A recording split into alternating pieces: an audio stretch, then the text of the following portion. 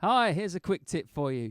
Feathering the bass drum. Okay, so really useful to give you a nice, warm sound when you're playing. It will affect your sound. So essentially what you're doing is you're playing the bass drum very, very quietly. And this is the point. It's got to be very soft. You're playing on all 4 beats. So it works really well when you're playing brushes or playing some swing. But you got to control it. You cannot be hitting the bass drum. It's literally this. So the beater is just coming off the head, just a tiny amount, and you're just touching it. Got to play heel down on this. Got to be heel down technique so you can control that beater just like it's just touching it, just kissing the bass drum. Yeah. And the idea is that it's like you're hitting it with a feather, so feathering the bass drum.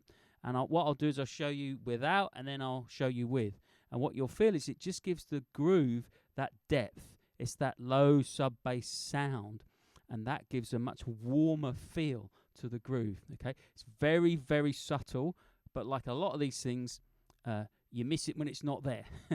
So it makes a lot of difference, but it's very subtle. But it's like it's that thing. It's about sound. It's about getting a nice sound on the kit. Making a nice sound is really the most important thing you can do. Okay, so here we go. So I haven't got the camera set up for the bass drum, but I'm just sensing. I'm just touching it. Very, very small stroke on the bass drum. Okay, so I'll just play a regular snare swing pattern here, but with my brushes, and I'll play a couple bars, and then I'll add in the bass drum, and you'll hear the difference, hopefully. Okay, very subtle, but it's more of a feeling than a sound. You shouldn't really hear it, but you should feel it. That's the idea. So here we go. So this is without.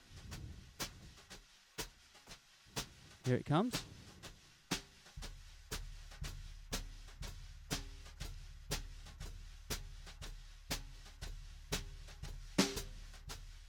I don't know if that's going to come through on your little tiny speakers on your iPhone, if you're listening to on that.